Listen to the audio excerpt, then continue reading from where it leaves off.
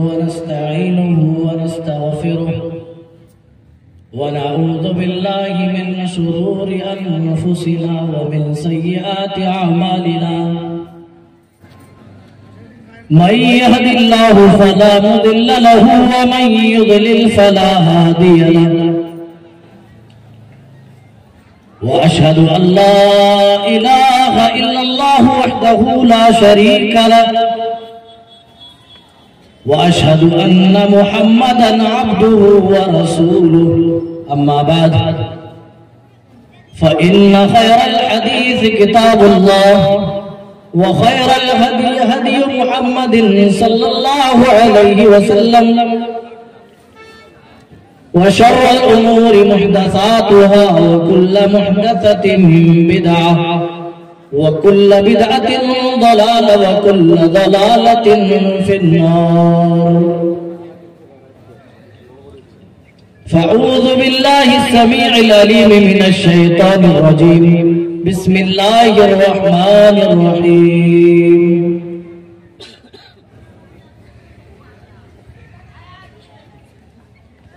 إنما المؤمنون الذين إذا ذكر الله وجلت قلوبهم وَإِذَا تُلِيَتْ عَلَيْهِمْ آيَاتُهُ زَادَتْهُمْ إِيمَانًا وَعَلَى رَبِّهِمْ يَتَوَكَّلُونَ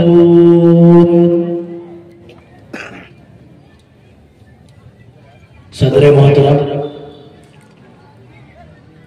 مناظم جلسہ و دیگر معزز و مکرم علماء کرام اور میرے دینی ملی بھائیوں، سائیڈ میں بیٹھی ہوئی اسلامی خواتین مائی اور بہنیں، مدح و ثنا کبریائی و برتری، بڑائی اور بزرگی اس اللہ عز و جل کے لیے لائق و زیبا ہے جو ہم سب کا خالق و مالک، مربی، پالنہار، نگہبان و نگہدار ہے۔ بعد انگنت درود و سلام نازل ہوں اللہ کے تمام بھیجے گئے انبیاء و رسول پر، خصوصاً بالخصوص احمد مجتبی محمد مصطفیٰ صلی اللہ تعالیٰ علیہ وسلم پر، جن کے ذریعے اللہ تعالیٰ نے ہمیں سب سے بڑی دولت ایمان کی دولت سے مالا مال کیا۔ اللہم صلی وسلم مبارک علیہ۔ رات کا اکثر حصہ گزر چکا ہے اور رات کے آخری مرحلے سے ہم گزر رہے ہیں۔ آپ کے بیچ پہلی بار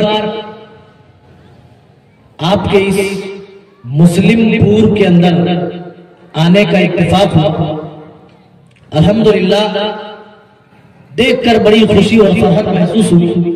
آپ لوگوں کے اندر جو دینی غیرت و حمیت ہے، بس یہی دعا کروں گا کہ اللہ تعالیٰ تعاون یہ غیرت دین کے تئیں باقی رکھے اور اسی طرح دین کے تئیں ہمارا جذبہ بنا رہے۔ اللہ تعالیٰ آپ کو اور مزید ترقی دے، مزید آپ کے کاموں میں، آپ کی روزی میں، آپ کی کھیتی باڑی میں، ہر تمام چیزوں میں اللہ تعالیٰ آپ کو آگے لے کر کے جائے، برکت عطا کرے۔ گاؤں میں مدرسہ چلانا یہ کوئی چھوٹی بات نہیں۔ بڑے بڑے شہروں میں مدارس چلتے ہیں، بڑے بڑے پونجی والے لوگ، بڑے پیسے والے لوگ اس کے ناظم اور سیکریٹری ہوتے ہیں، اس کے کرتا دھرتا اس کے چلانے والے ہوتے ہیں۔ پھر بھی چونکہ بہت سارے بچوں کے انتظامات کرنے ہوتے ہیں، ان کی بھی حالت پنچر ہو جاتی ہے، خراب ہو جاتی ہے۔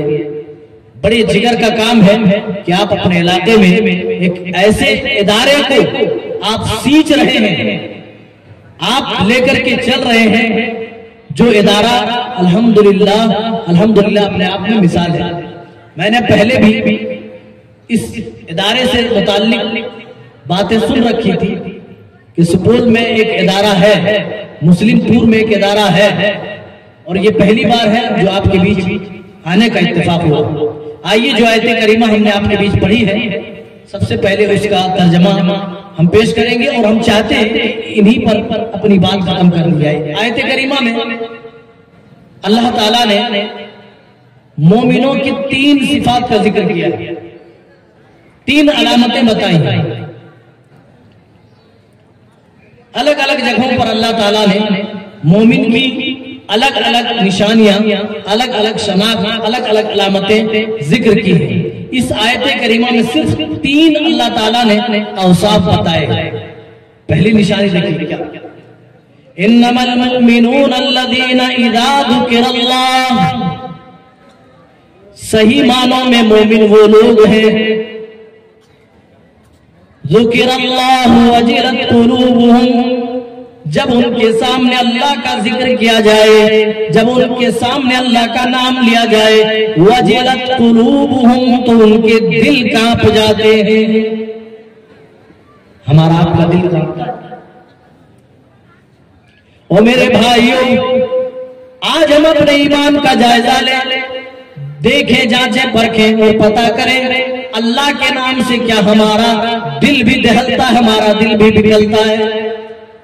آیت کریمہ خاص کر رہی ہے اور کہہ رہی ہے کہ ایمان والے تو وہ لوگ ہوتے ہیں جن کی پہلی صفت یہ ہوتی ہے ذکر اللہ، جب ان کے سامنے اللہ کا نام لیا جائے، جب ان کے سامنے اللہ کا ذکر کیا جائے، وجلت قلوبہم، تو اللہ کے خوف سے، اللہ کی خشیت سے، اللہ کی عظمت و جلال سے ان کے دل پسیج جائیں، وہ اللہ کے ڈر سے خوف کھا جائے، دل کے اندر شرمندگی کا احساس ہونے لگے، آنکھیں آنسو بہا کر اس شرمندگی کی گواہی دینے لگے، آدمی کو اپنا گناہ یاد آنے لگے، اپنا پاپ یاد آنے لگے، اللہ کی نافرمانیاں یاد آنے لگے۔ یہ صحیح معنوں میں مومن کی نشانی بتائی جا رہی ہے۔ او لوگوں، ہمارے دل کتنے کٹھور ہو چکے، ہمارے دل کتنے سخت ہو چکے کہ اللہ کا نام سن کر بھی ہمارا آپ کا دل نہیں پگھلتا۔ آخر ہمارے دلوں کے اندر اتنی سختی کیوں آئی؟ اللہ تعالیٰ دلوں کی سختی سے متعلق قرآن میں بیان کر رہا ہے، بنی اسرائیلیوں کے بارے میں خطاب کر رہا ہے۔ ثم قست قلوبكم من بعد ذلك فهي كالحجارة، اے اسرائیل کے بیٹو، اے بنی اسرائیلیوں، تمہارے کرتوتوں کی وجہ سے، تمہارے گناہوں کے پاداش میں تمہارے دل اتنے سخت ہو گئے، اتنے کٹھور ہو گئے، کالحجارہ، گویا کہ یہ پتھر ہے۔ اللہ آگے بیان کر رہا ہے او اشد قسوہ، پتھر ہی نہیں بلکہ اے اسرائیل کے بیٹو، اے بنی اسرائیل، تمہارے گناہوں کی وجہ سے، تمہارے کرتوتوں کی وجہ سے تمہارے دل پتھر سے بھی زیادہ سخت ہو گئے۔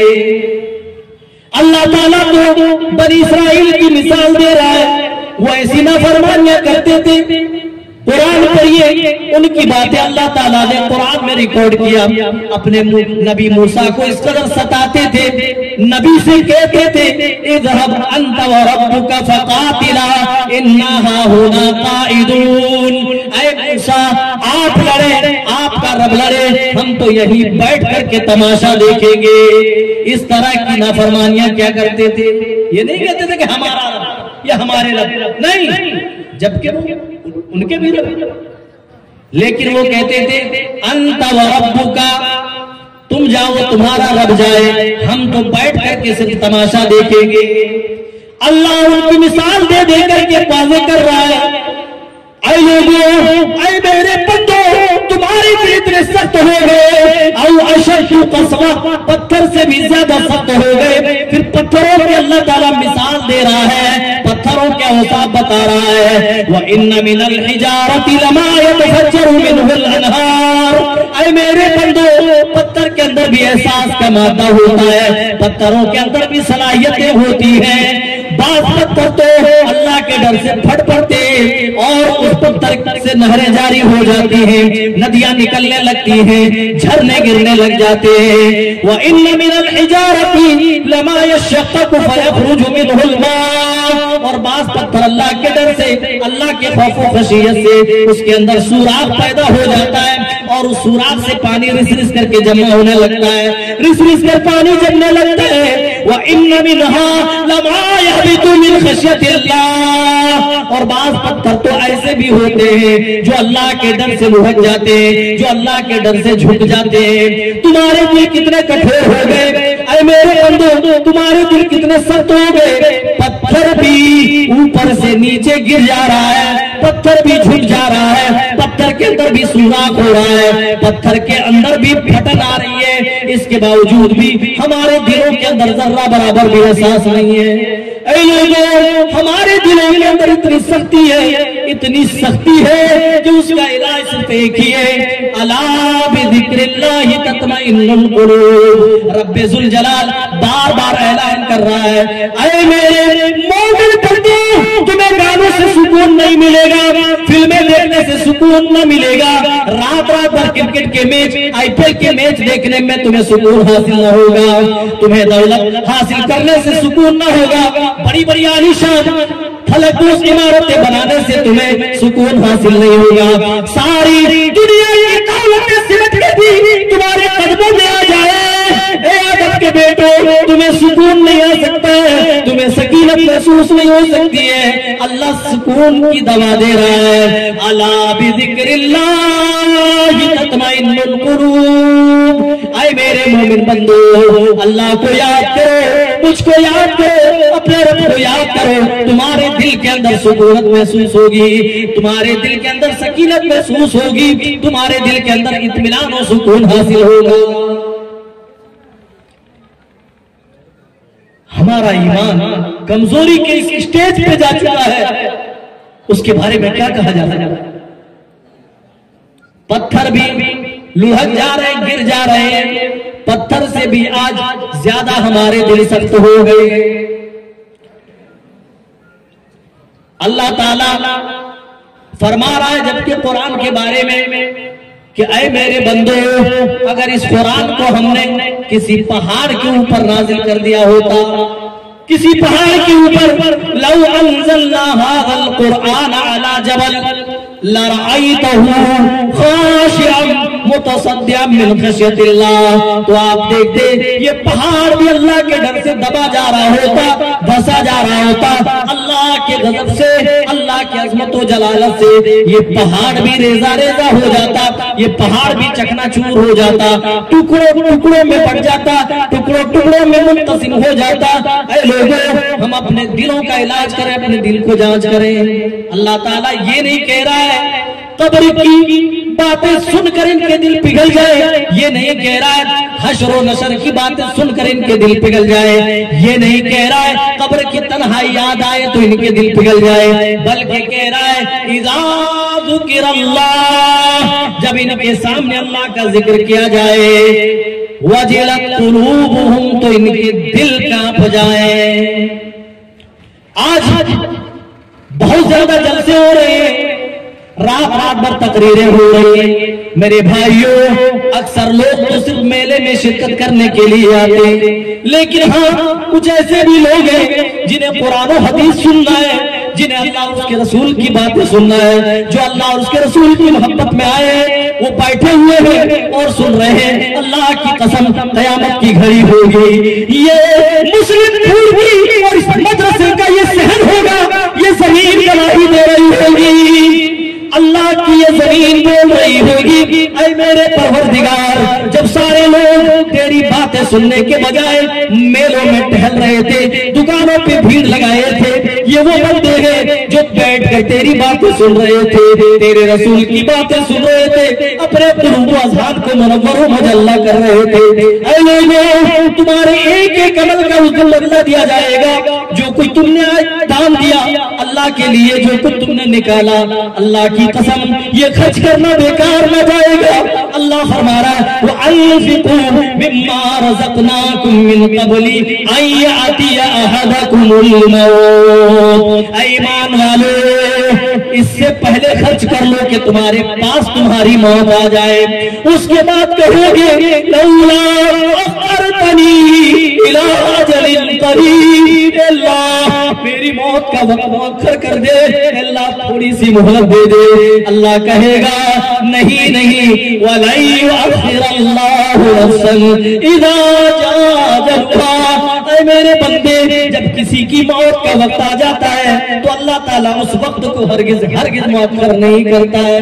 تو اللہ تعالیٰ موت سے پہلے اپنے بندوں کو اپنی بارگاہ میں اپنی راہ میں خرچ کرنے کی تعلیم دے رہا ہے، خرچ کرنے پر ابھار رہا ہے. ایک بندے کو دیکھا، جب بندے نے دان دیا پھر مولوی صاحب نے اس کو دوبارہ بلایا، اس نے پھر 1000 روپے اللہ کے لیے دے دیا. اللہ کی قسم یہ قربانیاں ہیں، یہ دین کے نئی جذبے، یہ دین کی نئی محبت ہے. انہی کی وجہ سے آج مدارس آج مکاتب قائم ہے، ورنہ اللہ کی قسم اس پرفتن دور میں مدارس چلانا بہت بڑی بات ہے، بڑی ذمہ داری کی بات ہے. اور جو لوگ چلا رہے ہیں وہ اس کو اچھی طرح سمجھ رہے ہیں. میرے بھائیوں، کہنے کا مقصد یہ ہے کہ اللہ کے لیے نیک بنو، اپنے دل کے اندر اللہ کا ڈر پیدا کرو، اللہ کا خوف پیدا کرو، اللہ کی خشیت پیدا کرو. اتنی خشیت ہونی چاہیے کہ اللہ کا نام سن لے تو ہمارے دل دہل جائے، ہمارے دل کے اندر رقت و پسیدگی آ جائے. اذا ذکر اللہ وجلت قلوبہم، ان کے دل دہل جائے، ان کے دل کانپ جائے. 16واں پارہ اٹھائیے. اللہ تعالیٰ اپنے کچھ نبیوں کا ذکر کرتا ہے. حضرت زکریا کا ذکر ہوا، حضرت عیسیٰ علیہ السلام کا ذکر ہوا، حضرت موسیٰ کا ذکر ہوا، حضرت نوح کا اللہ تعالیٰ نے ذکر کیا، اور مزید اور دوسرے انبیاء کا اللہ تعالیٰ نے نام لیا اور فرمایا اذا تتلا علیہ آیات الرحمن، جب ان کے سامنے رحمان کی آیتیں پڑھی جاتی تھی، جب ان کے سامنے اللہ کی باتیں بیان کی جاتی تھی، خروا سجدا وبکیا، تمہارے اللہ کے ڈر کے یہ سجدے میں روتے ہوئے گر جاتے تھے. او لوگوں، ہمیں آج اللہ کے ڈر سے رونا نہیں آتا، جبکہ اللہ تعالیٰ اجلے انبیاء کا ذکر کر رہا ہے، اپنے نیکوکار بندوں کا نام لے رہا ہے، تو ان کی خوبیاں اور بڑائیاں اس طرح بیان کر رہا ہے. میرے یہ وہ برگزیدہ بندے تھے، میرے یہ نیکوکار لوگ تھے، یہ وہ لوگ تھے اذا تتلا علیہم آیات الرحمن خروا سجدا، جب ان کے سامنے میری آیتیں پڑھی جاتی تھی تو میرے ڈر سے، میرے خوف و خشیت سے یہ سجدے میں روتے ہوئے گر جاتے تھے. اور لوگوں، پوری زندگی ہماری گزر گئی، اللہ کے ڈر سے کبھی رونا نہیں آیا. ہاں، ہم دنیاوی معاملات میں ضرور روتے ہیں، دولتیں چھن گئی، ہماری آنکھوں سے آنسو کے قطرے جاری ہوئے، ہاں کاروبار میں گھاٹا ہو گیا تو ہم روئے، ہماری کھیتی خراب ہو گئی، ہماری آنکھوں سے آنسو نکلنے لگے، لیکن کبھی اللہ کے ڈر سے ہمیں پوری زندگی رونا نہ آیا. اللہ کے رسول صلی اللہ علیہ وسلم، ترمذی کی صحیح روایت ہے، فرماتے ہیں لا یلج النار، وہ آدمی جہنم کے اندر نہیں جائے گا. کون آدمی نہیں جائے گا؟ بکا من خشیت اللہ، جو اللہ کے ڈر سے روئے، جس کی آنکھیں اللہ کے ڈر سے بھیگ جائے، جو اپنا گناہ یاد کر لے، جو اللہ کی پکڑ کو یاد کر لے، جو قیامت کی دن کی سختی کو اور ہولے کو یاد کر لے اور آنکھوں میں آنسو لے آئے، لا یلج النار. پیارے نبی فرما رہے ہیں وہ آدمی جہنم کے اندر نہیں جائے گا. کون آدمی؟ فرمایا گیا بکا من خشیت اللہ، جو اللہ کے ڈر سے آنسو بہائے، جو اللہ کے ڈر سے روئے. حتی یعود اللبن فی الزر، یہاں تک کہ تھنوں سے، جانوروں کے تھنوں سے نکالا ہوا دودھ واپس تھن کے اندر ڈال دیا جائے، جو کہ امپوسیبل ہے. اللہ کے رسول فرما رہے ہیں اے میری امت کے پیارے پیارے لوگوں، اللہ کے ڈر سے رونا سیکھ لو، کیونکہ جب تم اللہ کے ڈر سے رو گے تم جہنم کے اندر نہیں جاؤ گے. تمہارا جہنم کے اندر جانا اتنا ہی امپوسیبل ہے جتنا جانور کے تھن سے دودھ نکال لینے کے بعد واپس ڈالنے میں ہے. جس طریقے سے واپس دودھ ڈالا نہیں جا سکتا تھنوں کے اندر، اسی طرح اللہ کے ڈر سے رونے والا آدمی، اللہ کے خوف سے آنسو بہانے والا آدمی جہنم کے اندر نہیں جائے گا. دنیاوی معاملات میں ہم آج پھنسے ہوئے ہیں. آج ہمیں فرصت نہیں ہے کہ اپنے گناہ یاد کریں. وہ لوگوں، ہمیں اپنے گناہوں کی پرواہ نہیں ہے. اللہ کی قسم، رسول پاک صلی اللہ علیہ وسلم کا وہ فرمان یاد آتا ہے، آپ نے فرمایا تھا جب مومن بندے سے کوئی گناہ سرزد ہوتا ہے تو وہ ایسے ہی محسوس کرتا ہے جیسے کسی پہاڑ، ایک بڑے پہاڑ کے نیچے وہ کھڑا ہے. اور چشم زدن ہی اس کے اوپر وہ پہاڑ گرنے والا ہے. اسی لیے مومن بندے سے جب بھی خطائیں سرزد ہوتی ہے فوراً اللہ کی بارگاہ میں چلا جاتا ہے, رونے لگتا ہے اور رو رو کر اپنے رب کو منا لیتا ہے. لیکن ایک فاسق و فاجر سے جب غلطی ہوتی ہے میرے بھائیوں, ہمارے دلوں میں جو سختی آئی ہے اسی وجہ سے آئی ہے. اللہ کے رسول صلی اللہ علیہ وسلم فرما رہے ہیں جب منافق سے کوئی, جب فاسق سے کوئی غلطی ہوتی ہے, کوئی گناہ سرزد ہوتا ہے, وہ گناہ کو اتنا ہی معمولی سمجھتا ہے جتنا معمولی ناک پر بیٹھی مکھی کو بھگانا سمجھتا ہے. اب بتائیے انصاف سے کہ ناک کے اوپر مکھی بیٹھ جائے تو اس کے لیے ڈنڈا تھوڑے نہ مارنا پڑے گا کہ بندوق تاننی پڑے گی. آدمی ناک ٹیڑھی کر لے گا تب بھی مکھی بھاگ لے گی. پیارے نبی صلی اللہ علیہ وسلم فرماتے ہیں کہ منافق فاسق و فاجر آدمی گناہ کو اتنے ہی ہلکے میں لیتا ہے اور پھر توبہ کی نصیب نہیں ہوتی. اور گناہ جو آدمی ہلکے میں لیتا ہے, جنہیں رب کی بارگاہ میں توبہ کی نصیب نہیں ہوتی, جانتے اس کا اثر کیا ہوتا ہے؟ پیارے نبی صلی اللہ علیہ وسلم اس کو بھی وضاحت فرما رہے ہیں کہ آدمی جب غلطی کرتا ہے اللہ تعالیٰ کی طرف سے اس کے دل کے اندر ایک سیاہ دھبا ڈال دیا جاتا ہے, نقطہ ڈال دیا جاتا ہے, ٹیکا لگ جاتا ہے. توبہ کر لیتا ہے تو اللہ تعالیٰ دھل دیتا ہے, مٹا دیتا ہے, ڈیلیٹ کر دیتا ہے. کوئی فائل آپ ڈیلیٹ کرتے ہیں اور آپ انتم میں جا کر وہاں سے ڈیلیٹ کرتے ہیں جہاں ریکوری کی کوئی امید نہیں ہے کہ اس کو کہتے ہیں مکمل طور پر ڈیلیٹ ہو جاتا ہے.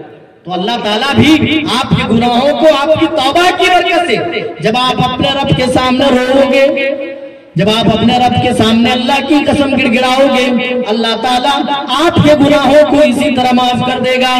پیارے نبی صلی اللہ علیہ وسلم فرما رہے ہیں نقطہ ڈال دیا جاتا ہے, توبہ کرتا ہے تو نقطہ دھل دیا جاتا ہے, پاک و صاف کر دیا جاتا ہے. لیکن مصیبت یہ ہے میرے بھائیوں کہ آدمی گناہ کو آج گناہ نہیں سمجھ رہا ہے. جب ہم گناہ ہی نہیں سمجھیں گے تو توبہ کس چیز کی؟ جب آدمی گناہ کو گناہ ہی تصور نہ کرے تو کس چیز کے لیے توبہ ہے بھائی؟ توبہ تو وہ کریں گے نا کہ ان کو لگے کہ میں نے کوئی گناہ کیا, مجھ سے کوئی خطا ہوئی, کوئی غلطی ہوئی ہے. ہم تو اتنے بے حس ہو چکے